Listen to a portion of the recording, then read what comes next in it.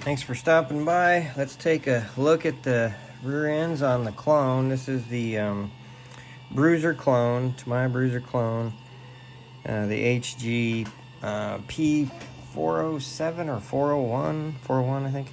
So anyway, first thing I noticed is this rear end was a little gritty feeling.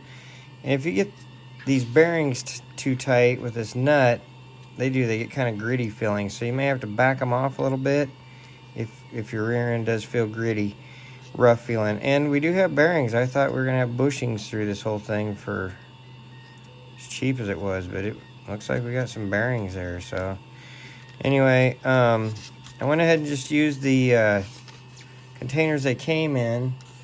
That way, I don't know, it's kind of my iPhone repair thing kind of going on.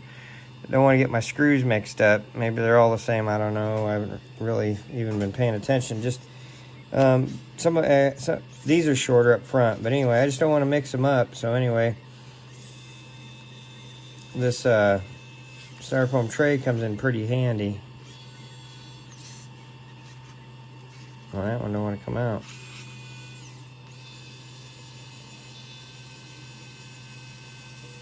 Yeah, that one's definitely a longer one there.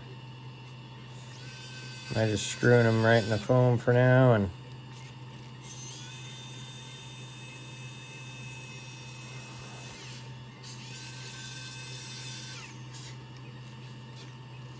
I ain't losing them or getting them mixed up. They definitely are different sizes.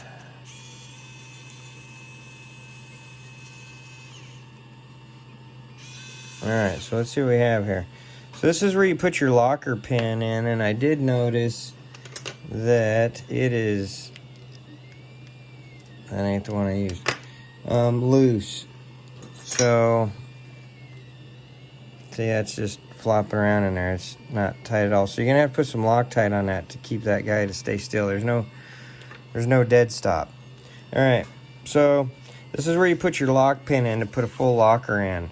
And I'm gonna definitely do that. Anyway, let's see what we have in here. And wow, we got some nice red grease and bearings all the way through. Sweet, all the way through. That's unbelievable for what this thing costs. I mean, wow. Now maybe they're junk bearings. I'm getting excited over nothing, but that's pretty sweet. All metal gears. So let's rotate this guy. If you'll rotate for me. And there's our hole for our pin right there. Get a paper towel here. So there's that side, and let's look at the other side.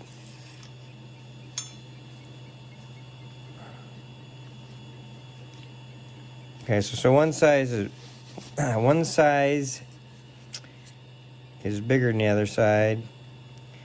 So we'll have to look at the pin, but the bigger side is where your head's gonna go in. That's the way you want to go in. So your smaller side would go down, and this has kind of got a collar around it. So I bet the pin goes through this way. I have to look at the instructions to make sure.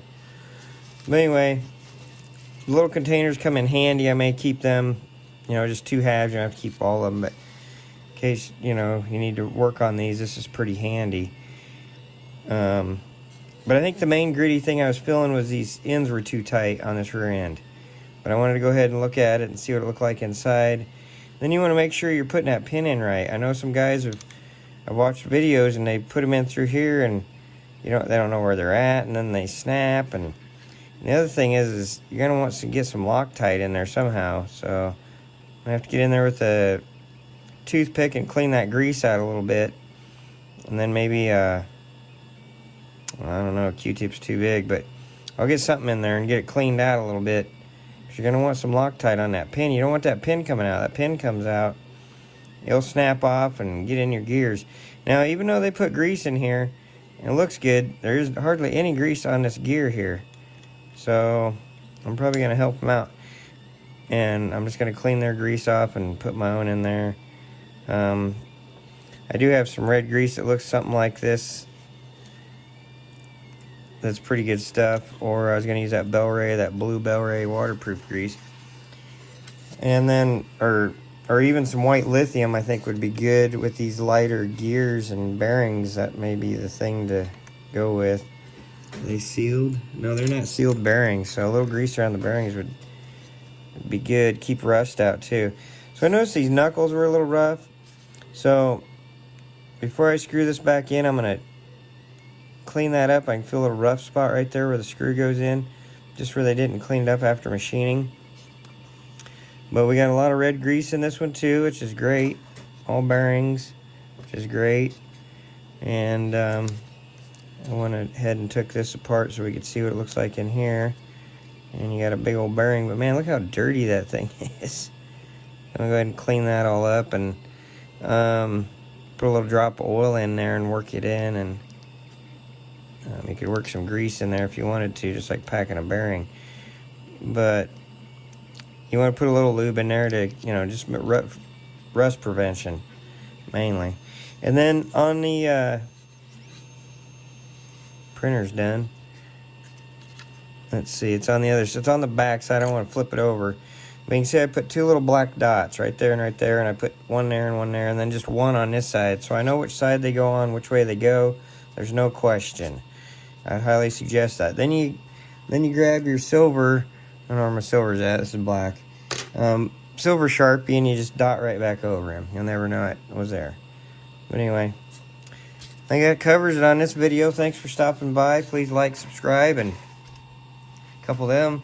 And we'll see you on the next video. And got all kinds of good stuff coming up. I'm printing some monster truck rims for my grandsons. And if you didn't see my video, the Grave Digger Crawler, go back and check it out. It turned out really sweet. They're going to have a lot of fun with that. So I found the monster mutt. And these things are like 15 bucks. And you got a shell and pretty good tires, print you some rims. And we're going to build some monster trucks. And then I picked one up that was used for 8 bucks. So anyway, we'll see what we get there. Because I really don't care about the electronics. We're replacing all that. So we'll see you on the next video, and go have some fun.